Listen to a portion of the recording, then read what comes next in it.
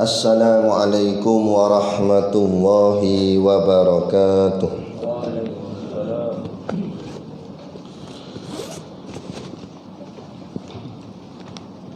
Ila hadrati sayyidina wa habibina wa syafi'ina Muhammadin sallallahu alaihi wasallam wa ila arwahi abaihi wa ikhwanihi minal anbiya'i wal mursalin.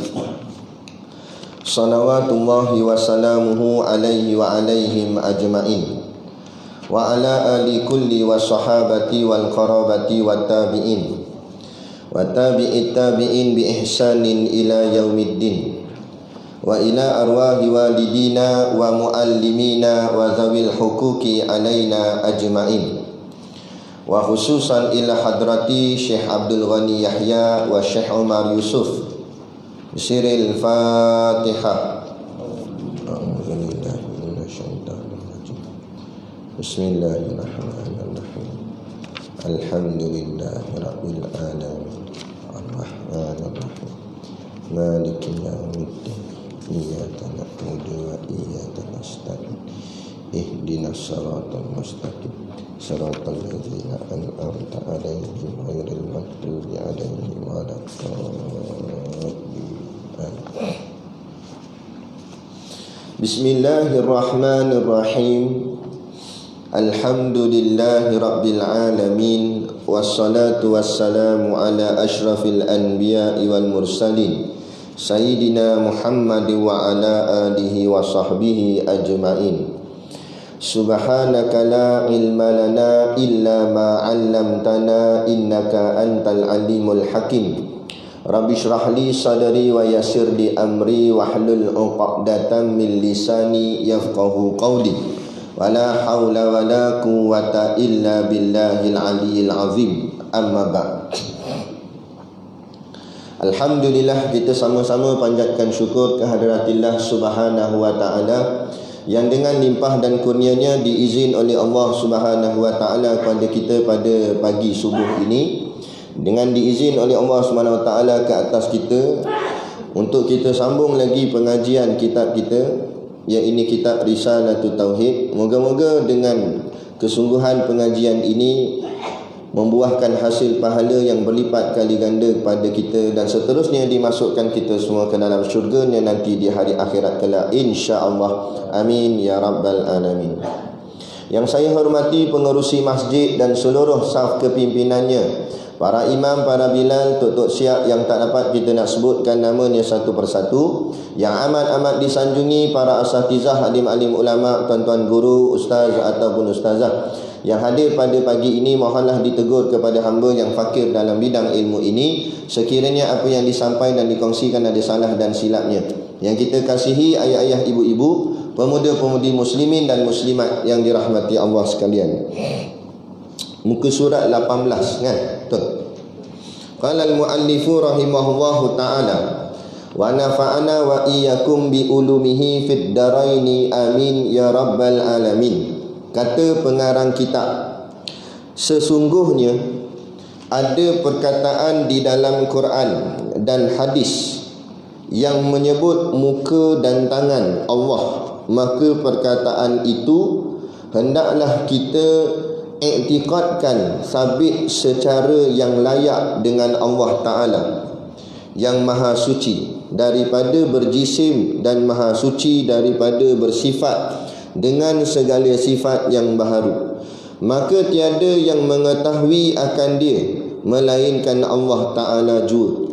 Demikian inilah perjalanan iktikad sekalian sahabat dan orang yang mengikut sahabat dan orang yang mengikut bagi orang yang mengikut sahabat yang dinamakan ulama mutaqaddimin.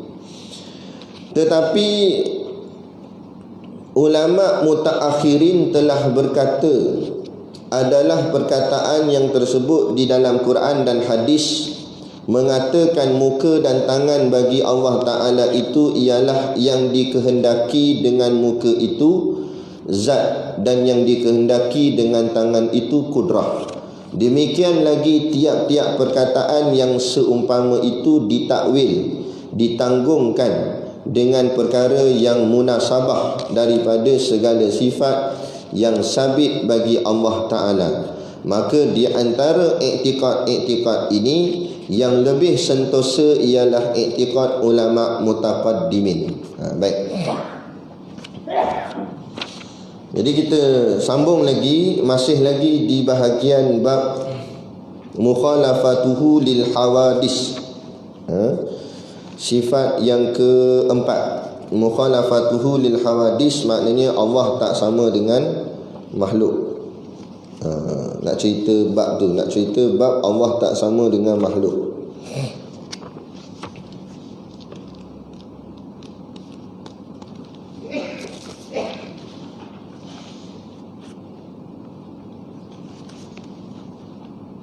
Ya, baik. Jadi dia kata kat tengah-tengah tu, sesungguhnya ada perkataan di dalam Quran dan hadis.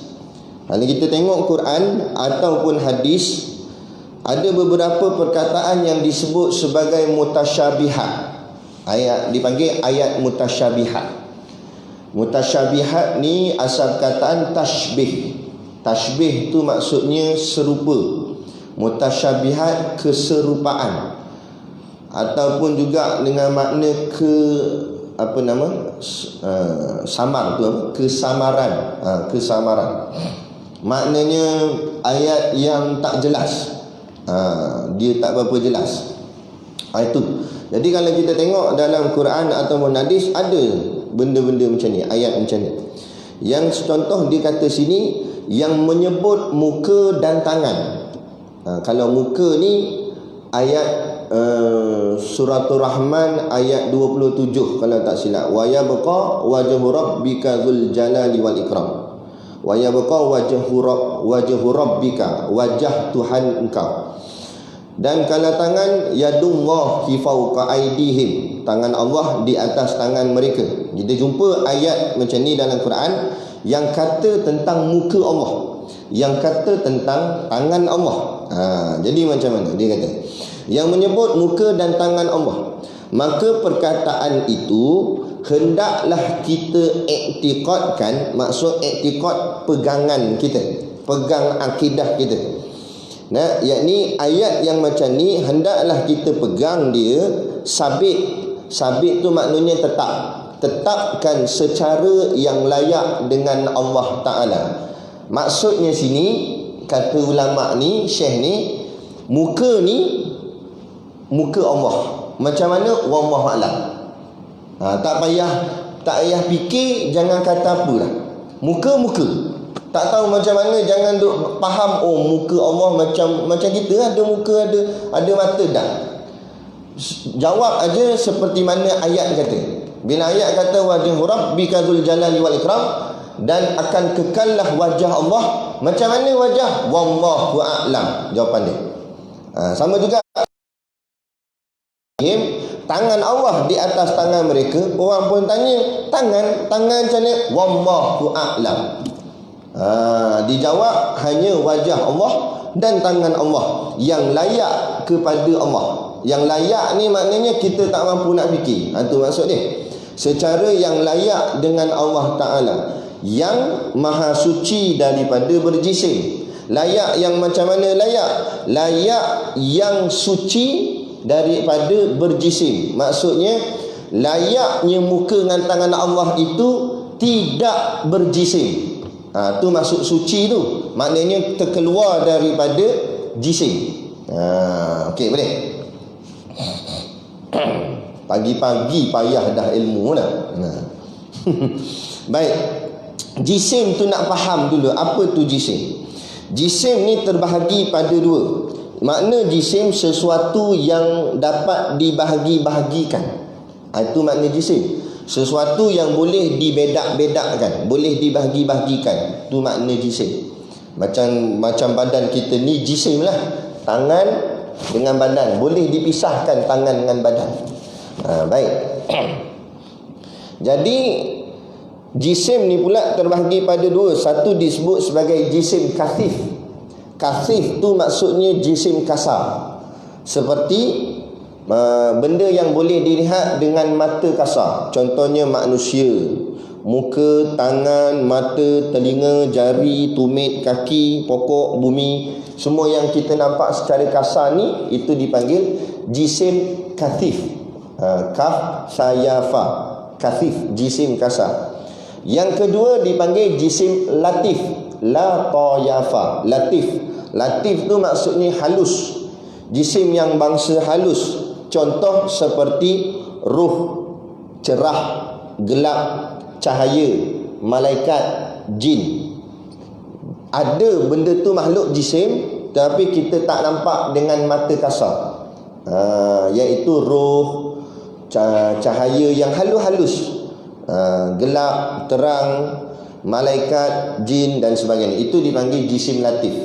Jadi Allah Ta'ala ni, bila kita pegang ayat kata wa yabqa wajhu rabbika, wajah Allah, ataupun yadullah, tangan Allah, wajah dengan tangan ni terkeluar atau bebas daripada berjisim, sama ada jisim kasif atau jisim latif. Maknanya wajah Allah bukan macam mana yang disebut sebagai jisim kasif, jisim yang mata kasar boleh nampak, yakni dengan contoh macam wajah manusia kan. Ataupun bila sebut wajah Allah ni bukan macam jisim latif juga, ataupun macam, maksudnya macam wajah malaikat yang gaib, walaupun kita tak nampak halus, tak juga. Makna rad, talak, kasif pun bukan, latif pun bukan, dalam bentuk jisim. Itu. Jadi bukan daripada berjisim. Yang maha suci daripada berjisim, dan maha suci daripada bersifat dengan segala sifat yang baharu. Dan kemudian pula yang kita nak faham pada wajah Rabbika, wajah Allah ataupun yadullah, tangan Allah tadi, terkeluar juga wajah Allah ataupun tangan Allah pada ayat tu, terkeluar daripada segala sifat-sifat yang baharu. Sifat baharu ni maknanya arah, sifat manusia. Nak tahu sifat manusia, sifat makhluk. Nak tahu sifat makhluk, dia ada 4 jenis. Yang pertama, aina. Aina tu maksudnya di mana, ataupun dengan kata lain, tempat. Wajah kita bertempat. Contoh wajah kita ni bertempat. Bertempat mana? Di atas, di menghadap hadapan. Wajah Allah tidak bertempat. Tu. Tangan Allah tidak bertempat. Tangan kita ia bertempat, letaknya sebelah kanan dekat dengan badan. Kita tak gitu. Allah tak gitu. Tu. Bertempat ataupun berarah. Berarah maksudnya depan, belakang, kanan, kiri. Tu. Sebab itulah kalau kita baca hadis, kita dengar ustaz-ustaz baca kata nanti di hari kiamat kita akan dihadapkan di hadapan Allah. Hadapan Allah tu macam mana nak faham? Jangan kita faham kita duduk sini, Allah depan kita. Salah. Akidah ahli sunnah wal jamaah menafikan perkara tersebut. Kerana kalau kita kata kita duduk sini, Allah depan kita, itu sudah jadi Allah itu bertempat, berarah. Allah tidak berarah sama ada di depan, di belakang, di kanan, di kiri, di atas, di bawah. Sama ada Allah yang kita arahkan atau kita yang kita arahkan. Maksudnya contoh kita kata Allah di kanan saya, tak ada. Ataupun saya di kanan Allah pun tak ada. Okey, kerana tidak bertempat dan tidak berarah. Habis yang kata nanti hari kiamat kita dihadapkan di hadapan Allah, wallahu a'lam. Situ sahaja. Dia kata tak power ustaz ni, semua tak reti, semua jawab wallahu a'lam.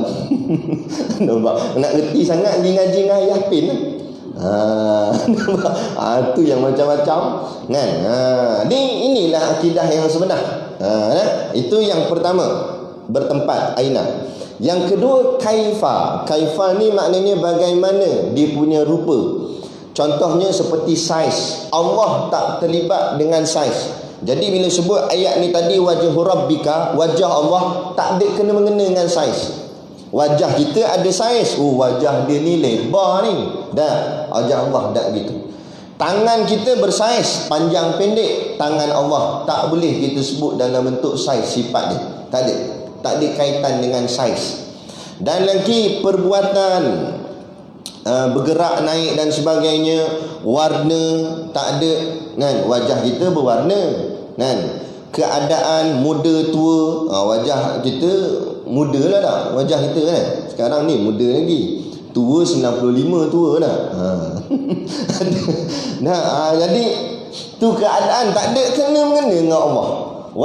Keadaannya, warnanya, itu dipanggil kaifa, rad tolak.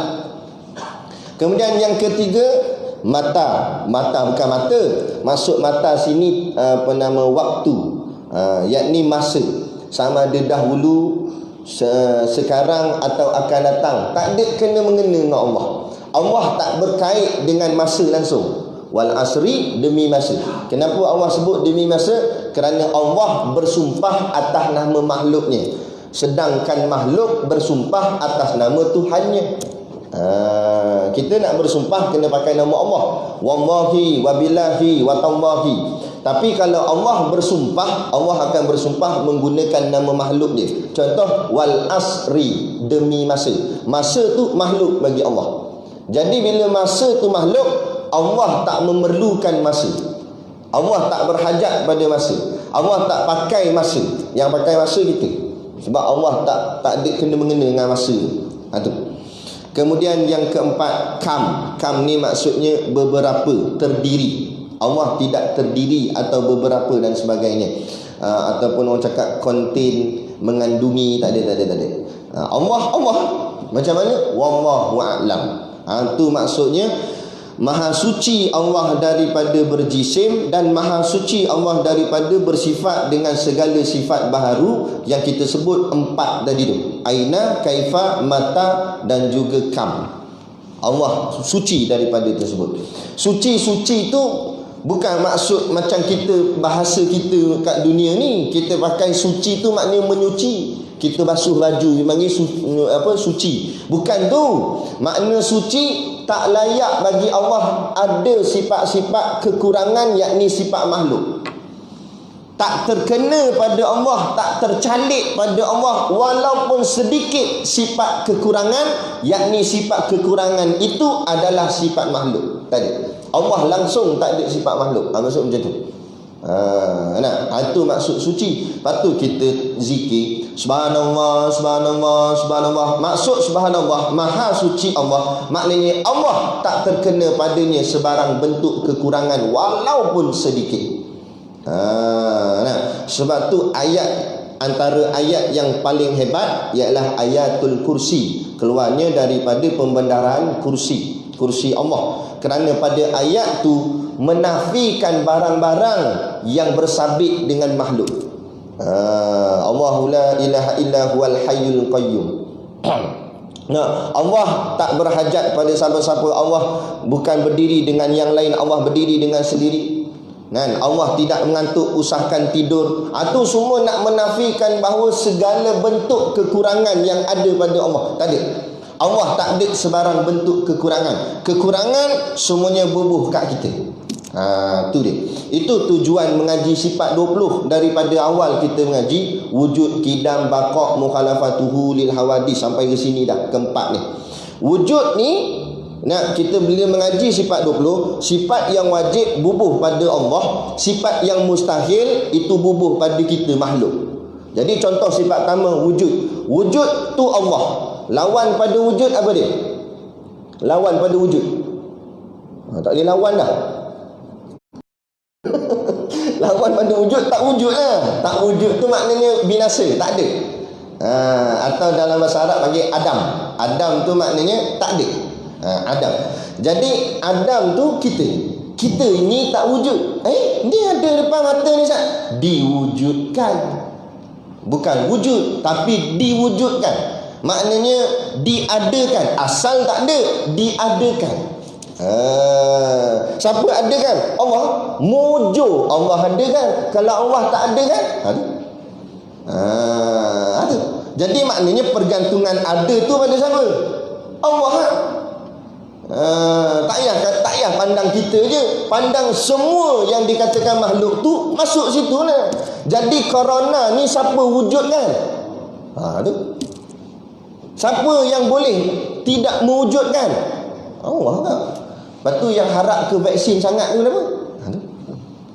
Ikhtiar tak apa, tak ada masalah. Tapi ingat, segala barang yang wujud itu semata-mata diwujudkan oleh Allah. Hanya Allah saja yang boleh bagi, Allah saja yang boleh angkat. Sebab itulah pemahaman ini jelas dimasukkan ke dalam tasawuf. Kata Syekh Athaillah As-Sakandari di dalam kitab hikamnya, dia kata makhluk tidak boleh memberi manfaat dan tak boleh bagi mudarat. Sebab apa? Sebab makhluk tu sendiri pun tak wujud. Dia tak boleh bagi manfaat, dia tak boleh bagi mudarat. Ubat tak boleh bagi manfaat, tak boleh sembuh ubat, tak boleh sehat ubat. Allah yang sembuhkan, Allah yang sehatkan. Dia atas jalan asbab sahaja. Atas jalan asbab sahaja. Itu maksudnya tidak boleh memberi manfaat. Dan juga makhluk tidak boleh memberi mudarat. Nak bagi teruk kat kita tak boleh. Ini tengok kopiah sampai naik hitam kopiah di semayang masjid, bagus dah. Tapi bila kena uji dengan jin saka, dia kata jin ni kuat ni, dia kata. Sampai boleh buat aku sakit. La ilaha illallah. Itu kata rosak akidah, tuan. Jangan main-main, takut mati kafir. Yang bagi sakit bukan jin, bukan saka, Allah semata-mata. Dah tu jin tu tak ada benda. Asbab saja, tak ada benda. Kita ikhtiar beri ubat je lah. Tapi kita yakin Allah yang sakitkan, Allah yang sembuhkan. Bila ada keyakinan ini, takut tak kita pada jin? Tak takutnya. Tu. Tapi hari ni takut itu, takut ini, takut itu, takut ini. Sebab apa? Akidah tak mantap. Bila akidah tak mantap, biar badan sasa macam mana pun, ketul-ketul badan, tapi hakikat lembik, lemah. Kerana akhirnya dia akan tewas dengan barang-barang yang sesat. Biar badan kita kurus, tapi akidahnya mantap, tak goyang sikit pun. Itu keyakinan kepada Allah. Itu wujud. Lepas tu kita belajar pula sifat kedua, kidam. Jadi kidam tu maknanya tak ada permulaan. Siapa tak ada permulaan? Allah. Lawan kepada tak ada permulaan, ada permulaan. Ada permulaan tu makhluk. Pegang macam tu je. Sifat yang wajib buh pada Allah, sifat yang mustahil buh pada kita.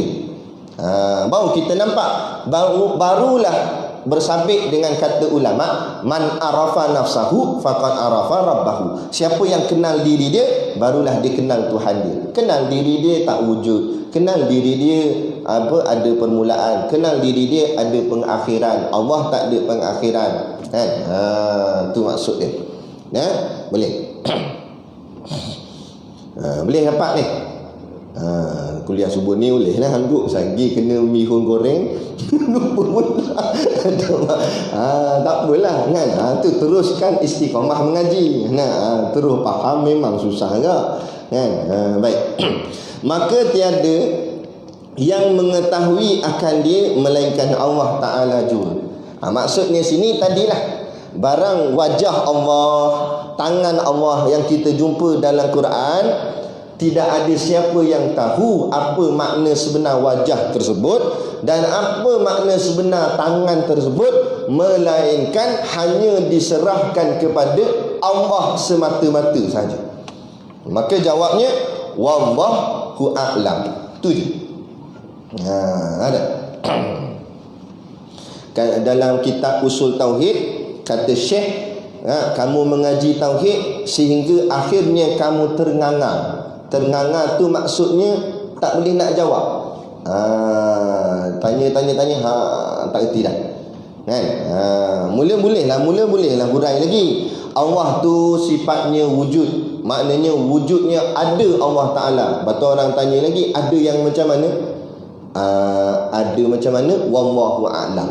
Pegang sampai akhir jawapannya wallahu a'lam, tak boleh nak jawab.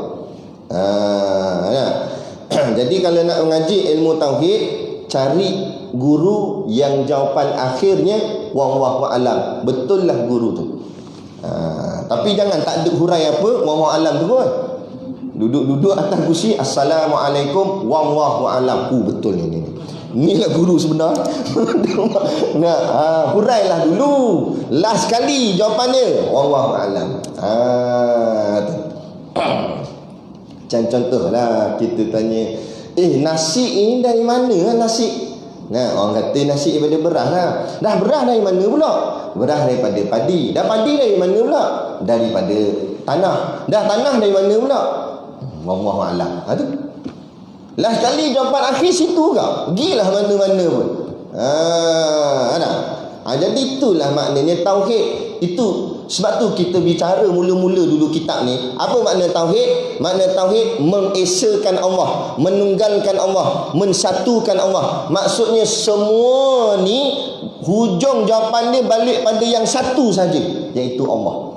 Tu yang dalam tasawuf sebut syuhudun kasrah fil wahdah. Kamu nampak yang banyak sehingga kamu nampak yang satu. Tu makam kita orang awam. Tu makam kita orang awam. Kita pandang alam dulu banyak ni. Daripada alam ni kita kaji last kali membawa kepada yang satu saja, yakni Allah. Tapi kalau makam ahli sufi, makam wali-wali Allah, mereka bukan syuhudun kasrah, mereka syuhudul wahdah fil kasrah. Mereka nampak Allah yang satu baru nampak alam. Kita nampak alam dulu baru nampak Allah. Tak, mereka nampak Allah dulu baru nampak alam. Sebab mereka makam tinggi, mereka lain. Ibaratnya kata Tok Guru kita, Tok Guru Siddiq Nur, macam kita tak reti nak pergi satu-satu tempat, kita tak biasa tempat tu, maka kita perlu clue.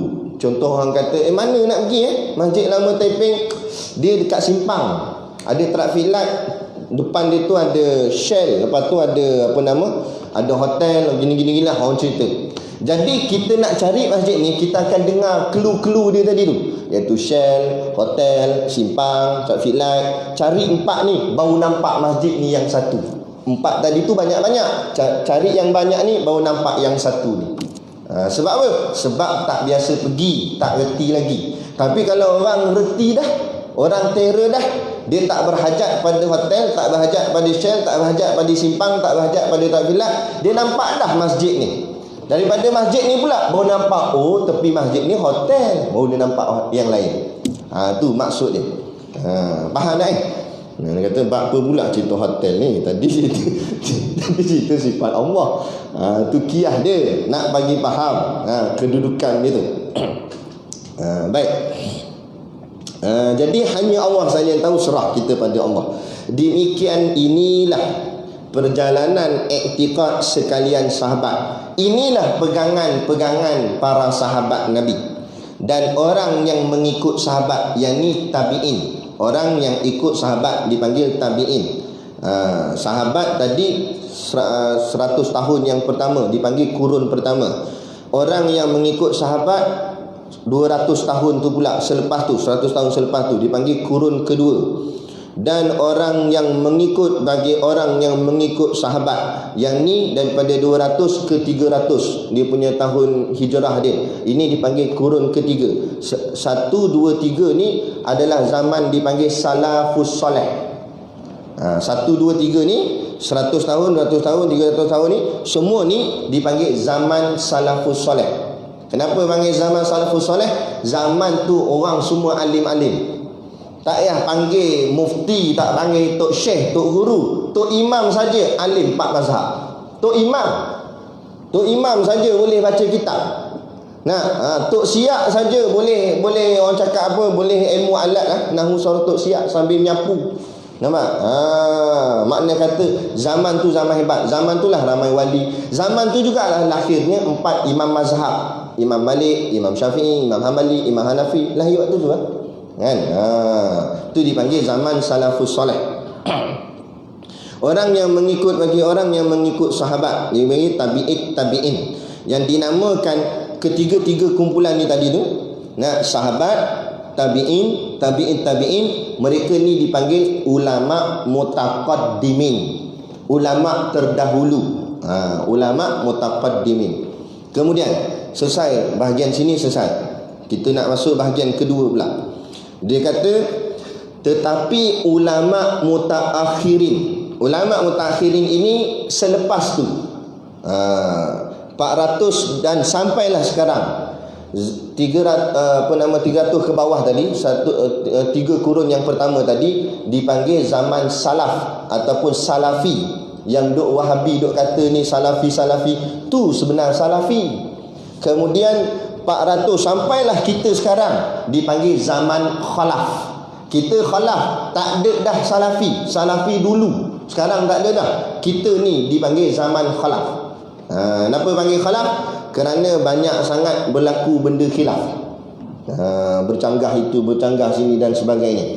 Jadi juga dinamakan ulama mutaakhirin, ulama zaman sekarang, ataupun juga disebut sebagai ulama akhir zaman, zaman kita sekarang lah, ulama zaman kita sekarang. Dia kata apa? Telah berkata adalah perkataan yang tersebut, yakni wajah Allah dan tangan Allah tadi tu di dalam Quran dan hadis mengatakan muka dan tangan bagi Allah Ta'ala itu ialah yang dikehendaki dengan muka itu zat. Jadi nak ceritanya, ulama mutaakhirin dia tak serah bulat-bulat pada Allah, tetapi dia takwil.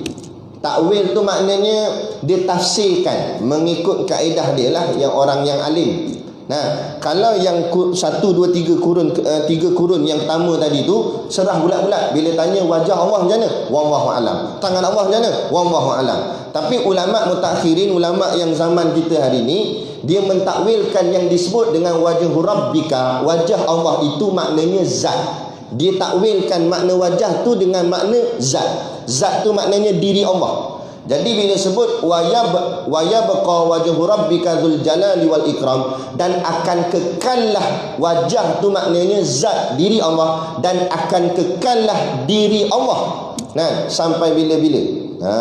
Tu maksud wajah tu ditakwil dengan zat. Tu maksud dia. Yang dikehendaki dengan muka itu zat, dan yang dikehendaki dengan tangan itu kudrah.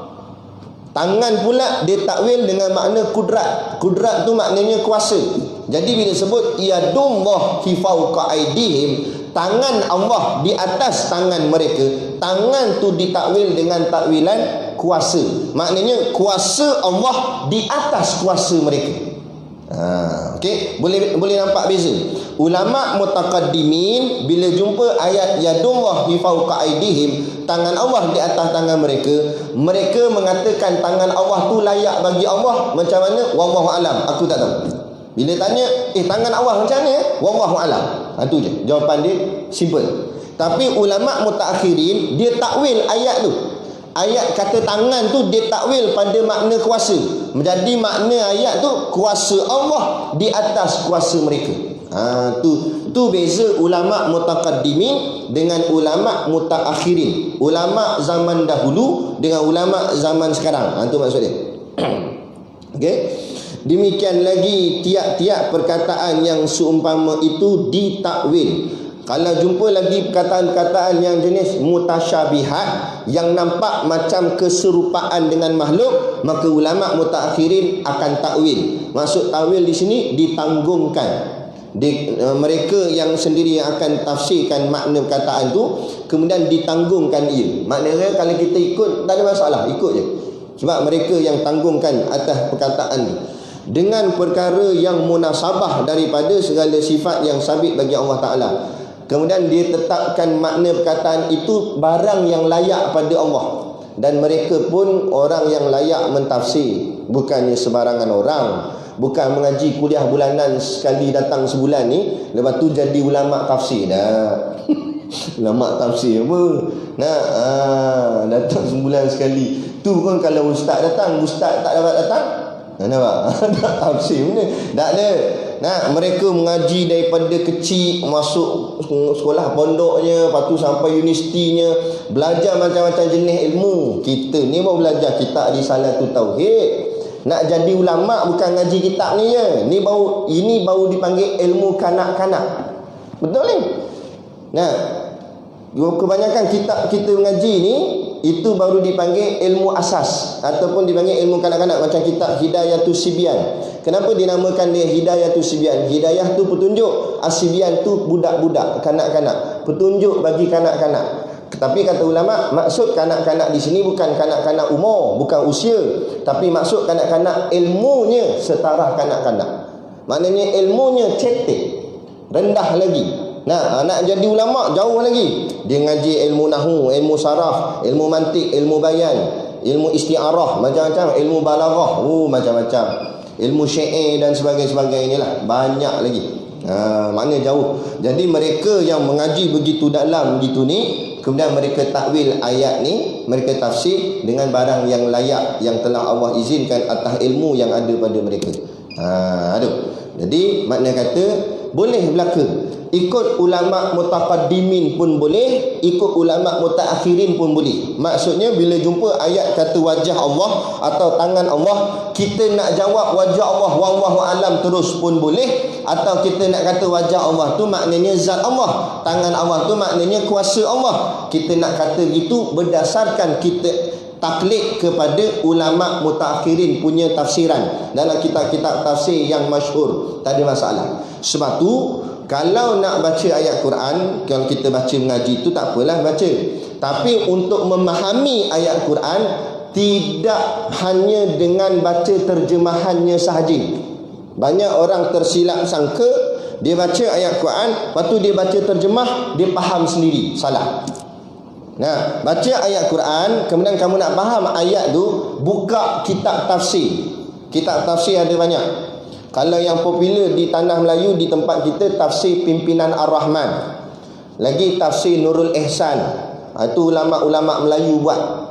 Kalau yang belah-belah luar negara punya, Arabnya, tafsir Al-Qurtubi, tafsir Ibnu Kathir, tafsir Fi Zilalil Quran. Banyaklah lagi. Kalau Indonesia, tafsir Buya Hamka, tafsir Al-Azhar, kalau tak silap nama dia. Tafsir Buya Hamka. Maknanya ulama-ulama yang hebat-hebat ni, mereka sahaja yang layak tafsir. Kemudian kita baca untuk fahami ayat satu-satu ayat Quran tu berdasarkan tafsir tersebut. Sebab untuk memahami satu-satu ayat, bukan tengok terjemah dia, dia kena tengok kenapa ayat ni diturunkan, ayat ni pula diturunkan waktu mana, ketika mana, kenapa dan sebagainya. Baru jelas ayat ni guna untuk apa, kenapa.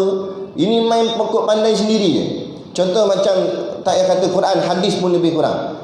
Istiqbal, tahu istiqbal? Yakni pakai jubah labuh daripada tumit kaki. Orang kata haram masuk neraka. Siapa ajar mu? Memang dalam hadis sebut, Nabi nampak ada orang pakai jubah lebih bawah daripada tumit kaki. Nabi kata kakinya finnar, masuk dalam neraka. Tapi tengok takrij hadis. Sebab apa hadis tu dikeluarkan? Rupa-rupanya masa Nabi bercakap, waktu tu pembesar-pembesar Quraisy, mereka kafir, mereka sombong dengan jawatan mereka yang besar. Mereka pakai baju labuh-labuh seret sampai ke lantai, menunjukkan kemegahan, sombong. Maka dengan sebab itulah Nabi kata masuk neraka. Maka kata Imam Nawawi, makna hadis ini kerana sombong masuk neraka, bukan kerana labuhnya jubah. Tapi bila tak faham, baca hadis, tengok terjemahan, buat faham sendiri. Macam ulama hadis. Lepas tu tulis bawah nama dia. Dinukilkan daripada sekian-sekian nama. Nampak? Al-Taipingi. Al-Taiping. Nah, dia ingat dia siapa. Tak boleh, kena buka. Hadis ada kitab hadis dia, syarah hadis dia. Kalau kita baca kitab Sahih Bukhari, itu baru hadis saja Imam Bukhari kumpul. Syarahnya bukan dalam tu. Syarahnya syarah Sahih Bukhari pula, Fathul Bari. Kena buka ngaji Fathul Bari, baru dia terang satu-satu satu hadis ni apa makna dia, kenapa diturunkan. Panjang cerita dia kan. Sebab itulah bila saya terang semua benda ni, nak faham apa makna, satu je makna dia. Apa makna dia? Maknanya kita tidak setaraf ulama. Itu saja. Kita boleh tiru gaya ulama. Ulama pakai serban, kita pakai serban. Ulama berjanggut, kita berjanggut. Ulama berjubah, kita berjubah. Betul. Tetapi ilmu ulama dengan ilmu kita jauh macam langit dengan bumi. Bila jauh, maka ikut sudah. Jangan banyak cakap. Ini saya tak setuju dengan Tok Guru. Nama apa? Tok Garu. Saya tak setuju dengan Syekh Ibn Hajar. Mengingat siapa Syekh Ibn Hajar tu? Ada pula main tak setuju. Kita siapa? Mereka ni jauh ilmu mereka dengan kita. Zaman dulu walaupun berbeza pendapat, tak gaduh. Contoh macam Imam Syafi'i dengan Imam Malik. Imam Malik guru, Imam Syafi'i anak murid. Berbeza satu pendapat. Pendapatnya kata Imam Syafi'i, kita nak dapat hasil, kita kena usaha, baru Allah akan kurniakan hasil. Bukan mesti Allah nak bagi, Allah boleh bagi. Cuma Allah letakkan syarat. Kalau kamu nak hasil, kamu kena usaha. Man jadda wajada. Barang siapa yang bersungguh-sungguh, dapatlah ia apa yang dia hendak. Kata Imam Syafi'i. Kata Imam Malik, kata Imam Malik. Imam Malik kata kalau Allah nak bagi, Allah bagi. Tanpa kita usaha ikhtiar pun, kalau Allah nak bagi, Allah bagi saja. Berbeza pendapat. Jadi Imam Syafi'i kata tak apalah, akan kubuktikan. Imam Syafi'i pun keluar, dia pergi kerja kutip buah anggur. Nampak? Ulama ni tak selayaknya bekerja, sebab tempat mereka ni tempat ilmu. Tapi sebab nak buktikan, dia pergi kerja kutip buah anggur. Kutip. Setelah siap satu hari kerja, toke kebun tu pun bagi dia satu bagi seranjang itulah sebeg plastik tu lah maknanya. Nak kata sebiji pula, ni yang sebanyak tu lah. Serambai apa? Setangkai. Gitulah. Faham sendirilah. Jadi dia bagilah. Jadi Imam Syafi'i bila dapat, Imam Syafi'i sonok. Dia kata aku betul dah. Maknanya aku bekerja, baru Allah akan bagi aku hasil. Ini hasil tu. Jadi dia pun pergi rumah Imam Malik nak buktikan pada guru dia. Dia kata, wahai guru, tengok saya betul. Saya pergi bekerja dan akhirnya Allah kurniakan saya rezeki hasil daripada kerja saya. Ini hasil saya dapat. Wah anggur. Kalau guru nak makan, kata. Imam Malik pun petik, makan. Imam Malik ketawa. Lagi dia petik, lagi dia ketawa. Lagi dia petik, lagi ketawa. Imam Syafi'i tanya, kenapa guru ketawa? Dia kata, aku menang dah. Dia kata, apa pula menang? Tengok, aku tak buat apa-apa. Aku dari tadi duduk di rumah. Orang datang mengaji dengan aku gitu, tanya soalan. Tiba-tiba buah anggur datang ke aku. Aku tak usaha pun, buah anggur datang masuk dalam mulut aku. Jadi maknanya di sini berbeza pendapat, tetapi saling tidak bergaduh sesama dia. Malah Imam Malik dengan Imam Syafi'i akhirnya berpeluk-pelukan, mengatakan dia benar dan dia benar. Yang ni benarkan dia, yang ni benarkan dia. Saling tunduk menunduk. Hari ni sedikit habis gaduh dah. Sifat 20 sesak lah, ayat acak lah, apalah bagailah. Jadi jangan gitu. Lagi tinggi ilmu kita, lagi kita merendah diri.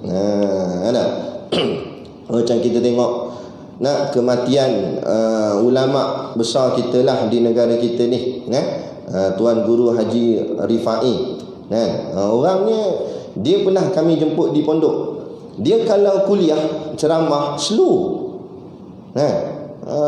Saya dalam kuat ni pun ngantuk juga. Kalau slow dia, perlahan dia cakap.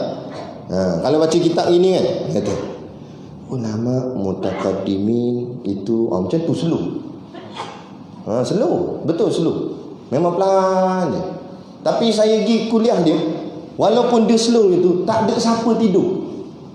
Makna kata hebat tu, kata karomah. Saya naik tangan kaki. Nampak? Tak jadi juga. Tu kata hebat. Tu Tok Guru. Tengok bila hari kematian dia, tengok Allah turunkan hujan rahmat. Beratus orang datang. Allahu Akbar. Kita tanya balik diri kita, saat aku mati esok bagaimana agaknya?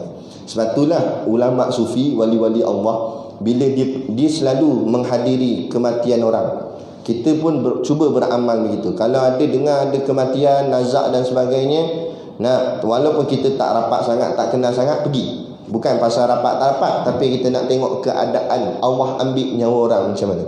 Kita pergi. Kita pergi tu ambil iktibar. Ulama sufi dia selalu hadir kematian siapa-siapa pun. Jadi bila dia pergi, mereka akan menangis. Ulama-ulama ni, wali-wali Allah ni, mereka akan menangis. Bila ditanya, kenapa kamu menangis? Kamu menangis atas kehilangan orang-orang yang kamu sayang ke? Dia kata bukan sebab tu, tapi aku menangis kerana aku tertanya pada diriku, saat aku mati macam mana? Ini orang ni mati macam ni. Aku mati esok, adakah lebih teruk daripada orang yang aku lihat? Sebab itu aku menangis, dia kata. Aku takut. Itu kita. Itu ulama-ulama, wali-wali Allah. Mereka pemikiran mereka jauh, kan? Hebat. Jadi di antara ulama mutaqaddimin dengan ulama mutaakhirin, mana yang nak ikut mana-mana boleh, tapi mana lebih afdal? Maka jawabnya, maka di antara iktikad ini yang lebih sentosa, maksud sentosa yang paling selamat. Daripada dua-dua iktikad ni, yang paling selamat sekali ialah iktikad ulama mutaqaddimin, yakni pegangan ulama yang dulu. Mana dulu? Yang salafus soleh yang saya sebut. Yakni jawabnya wallahu a'lam. Bila tanya macam mana wajah Allah, wallahu a'lam. Kalau ditanya macam mana tangan Allah, wallahu a'lam. Itu yang lebih sentosa, atau dengan kata lain, lebih selamat dia punya jawapan. Nak selamat sangat, wallahu a'lam lah semua. Orang datang masjid tanya, tandas kat mana? Wallahu a'lam. Kenapa? Ni tak apalah, tapi nak soal-soal akidah ni, kalau kita tak gerti sangat, jangan pandai-pandai kita cakap atau jawab. Mudahnya kita jawab wallahu alam, lebih selamat. Bagi orang awam. Tapi bagi guru-guru agama, dia tak boleh terus jawab wallahu alam. Dia kena terangkan dulu sedaya yang dia mampu, hujung sekali baru wallahu alam. Itu kedudukannya. Budak-budak pondok kami ginilah tok guru ajar, lepas tu dia salah faham. Dia dah senior dah, kat 4 tahun dah duduk pondok, takkan tak reti lagi. 4 tahun dah mengaji berapa kitab dah, berapa khatam dah kitab. Tiba-tiba budak-budak junior baru masuk. Masuk-masuk nak muzakarah lah dengan senior-senior ni. Dipanggil, kalau kat pondok dipanggil kepala telaah. Kepala telaah. Dia tak naik taraf ustaz lagi, tapi kepala telaah. Dia akan muzakarah balik kitab-kitab yang tok guru dah baca, dia muzakarah balik malam-malam gitu. Jadi budak-budak baru masuk ni tanyalah, bang, yang wujud ni macam mana? Wallahu a'lam. Saya jawab, apa pasal kamu jawab macam tu? Teranglah dulu, kata, barulah last kali jawab wallahu a'lam. Dia tersalah faham. Bukan macam tu. Bagi orang yang mendidik, dia kena terang dulu, kemudian hujung sekali wallahu a'lam. Adapun kita orang awam yang mungkin tak terjangkau ilmu kita sampai tahap tu, kita pun tak berapa nak faham, penting mudah ni kita jawab wallahu a'lam untuk selamat. Supaya takut tersilap kata. Jangan main-main dengan tersilap kata dengan soal akidah. Ingat, dengan perkataan jugalah kita masuk Islam, dengan perkataan jugalah kita boleh jadi kafir.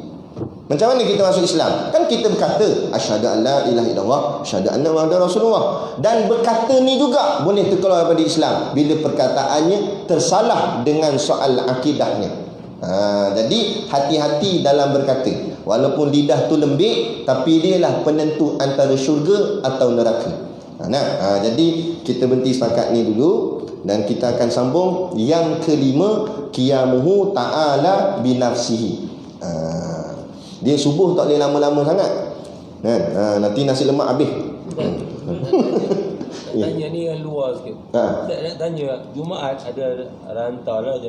Hari solat Jumaat. Dia kata siapa atas motor, siapa dalam masjid atau kat luar lah, dikendaki menghadap kiblat. Dia kata motor tu? Enggak, kita ni kita menghadap kiblat. Sebab masa khutbah tu dia kata umpama semayang 2 rakaat lah. Ada punya tu. Jangan melihat khatib. Adakah mudarat jika tidak buat apa yang dikatakan tu? Kalau kita tak menghadap kiblat ke, adakah kita punya solat tu tak sah? Orang nak tahu. Supaya kita takut nanti pergi mana masjid luar kan, kita tunggu kat luar, kita tak ada kiblat, kita dah rugilah. Tak tahu yang tu dah. Okey, baik. Itu sebenarnya adab mendengar khutbah ni, kita menghadap kiblat. Tapi manakala tak menghadap kiblat pun tak merosakkan solat Jumaat tu pun. Jenuh dia buka traffic light tu. Traffic light pula dia menghadap sana. Nah, kiblat sini. Sudah. Macam mana dia nak tala? Nampak? Khutbah dengar dah kat speaker. Tak apa. Jalanlah parking elok apa semua, lepas tu duduk dalam. Tak payah kata khutbah.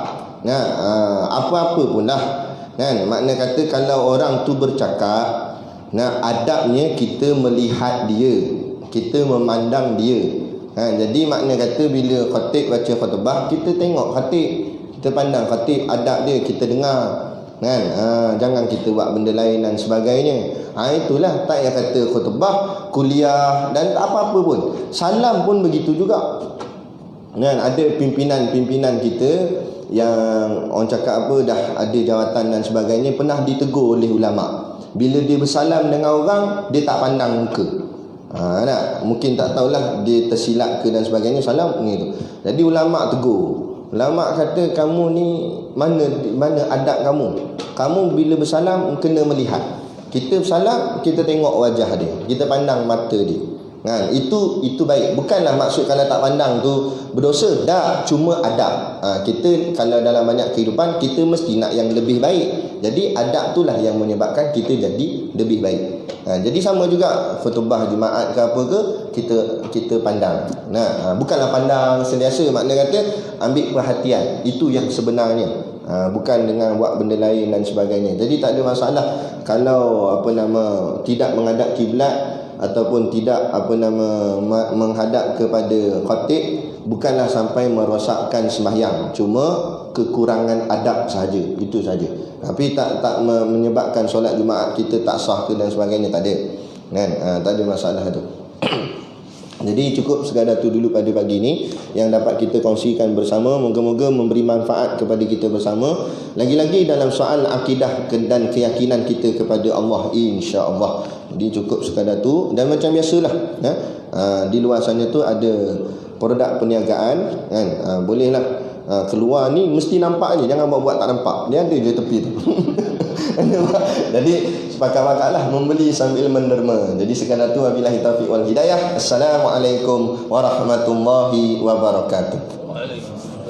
A'udzu billahi minasyaitonir rajim. Bismillahirrahmanirrahim. Alhamdulillahirabbil alamin. Wassalatu wassalamu ala asyrafil anbiya'i wal mursalin sayyidina Muhammad wa ala alihi washabihi ajmain. Allahumma taqabbal minna salatana wa du'aana innaka antas samiul alim wa tub alaina innaka antat tawwabur rahim. Allahumma ja'al dinana dinan nabiy Muhammadin sallallahu alaihi wasallam wa islamana islamal muslimin wa imanana imanal mu'minin wa salatana salatal khashiin wa a'malana a'mal salihin wa niyatana niyatal mukhlisin wa dhunubana ya Allah dhunubal mustaghfirin wa hayatana hayatal ulama wa mautana bi mauti syuhada wa adkhilnal jannata ma'al anbiya'i alaihimus salatu wassalam.